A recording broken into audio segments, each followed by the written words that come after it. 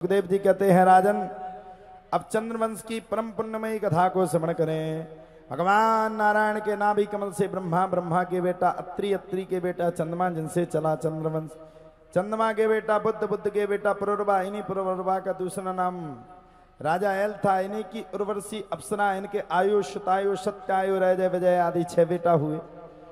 इन्हीं के प्रतापी वंश में आगे चल करके नहुस का जन्म हुआ। नहुस के भी याति, याति, संयाति, आयाति, व्याति, कृति आदि 6 बेटा हुए। उनमें सबसे बड़े बेटा का नाम यति सन्यासी हो गया। दूसरे बेटा के 2 विवाह हुए। पहला विवाह शुक्राचार्य जी की बेटी देवयानी और दूसरा विवाह बृहस्परवा की पुत्री शर्मिष्ठा। इनके याति की यदु, तुर्वसु, द्रुहिया, अनपरु आदि 5 संतानें हुई। इन 5 संतान में सबसे छोटे बेटे का नाम पुरु, जो भगवान का अनन्य भक्त था। शुक्राचार्य जी के श्राप के बाद बुढ़े हो गए। सुखदेव जी कहते हैं राजा परीक्षित पुरु वंश में ही राजा दुष्यंत का जन्म हुआ।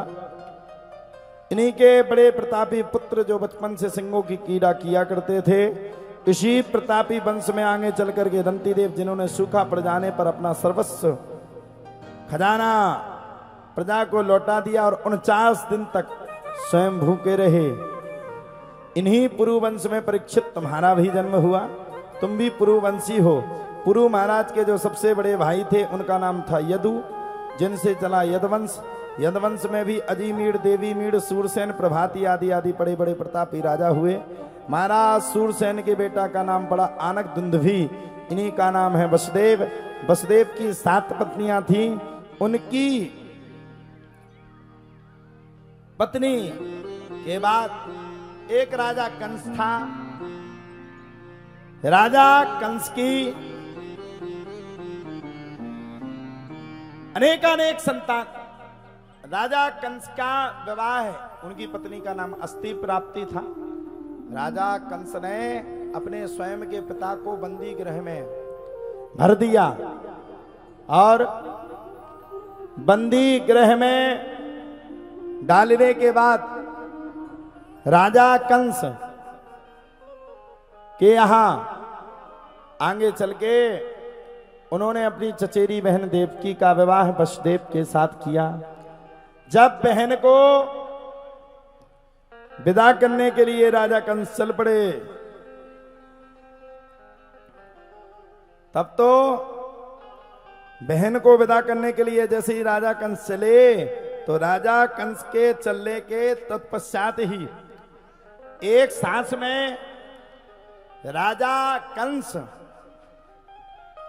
को आकाशवाणी हुई, हे राजा कंस, देवकी की 8वीं संतान तेरा काल होगी। राजा कंस ने देवकी को कारागृह में डाल दिया। और जब राजा कंस ने देवकी को कारागृह में डाला तो 1 से लेकर के 6 संतानों को मार दिया। 7वें संतान के रूप में स्वयं भगवान आए। संकर्षण विधि के द्वारा भगवान रोहिणी के गर्भ में स्थापित हो गए। अब 8वें गर्भ के रूप में स्वयं भगवान को आना था।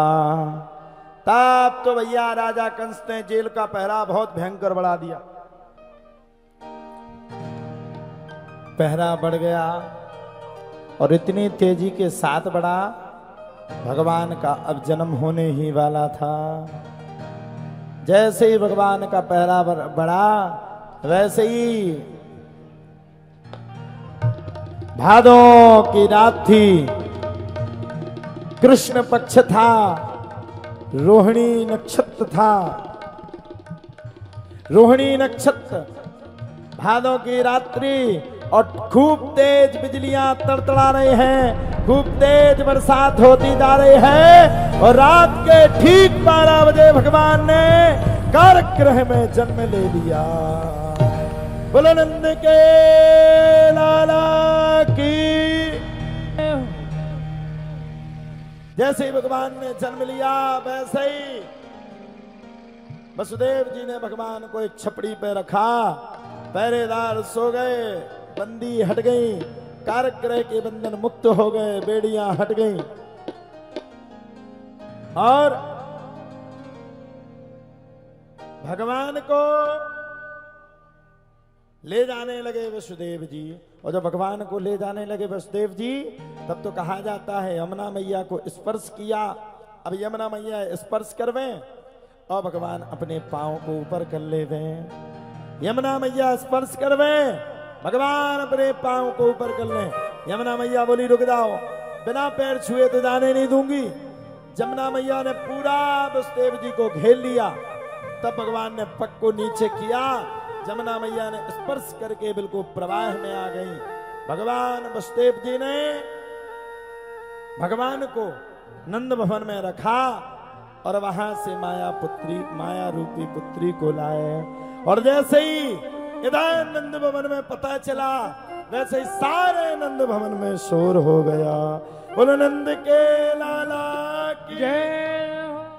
ना जाने किस रूप में नारायण मिल जाए। अब ये तो पता नहीं किस रूप में मिल जाए। अब बोले सुनो भैया, तस्मात् भारत सर्वात्मा भगवान ईश्वरो हरि श्रोतव्यः कीर्तितव्यस्सा स्मर्तव्यश्चेक्षिता भयम्।